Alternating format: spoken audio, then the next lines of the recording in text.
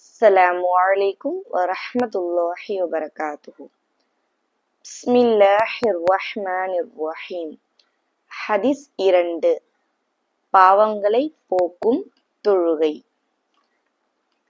ஹஸ்ரத் அபூதர் ரலியல்லாஹு அன்ஹு கூறுகிறார்கள், ரசூலுல்லாஹி ஸல்லல்லாஹு அலைஹி வஸல்லம் அவர்கள் குளிர்காலத்தில் ஒரு நாள் வெளியில் சென்றார்கள்.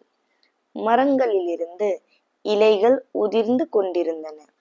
நபி ஸல்லல்லாஹு அலைஹி வஸல்லம் அவர்கள் ஒரு மரத்தின் கிளை ஒன்றை தங்கள் கரத்தால் பிடித்து அசைத்தார்கள். அதிலிருந்து மேலும் இலைகள் உதிர்ந்தன. அப்பொழுது நபி அவர்கள், யா அஃபாதர் என்று கூப்பிட்டார்கள். லப்பைக், இதோ இருக்கின்றேன் யா ரசூலுல்லாஹ் என நான் கூறினேன். அப்பொழுது அவர்கள், ஒரு முஸ்லிமான அடியான் அல்லாஹுக்காக இஹ்லாசுடன் தொழுவாரானால் இம்மரத்திலிருந்து இலைகள் உதிர்வது போல் அவருடைய பாவங்கள் உதிர்ந்து விடுகின்றன என அருளினார்கள்.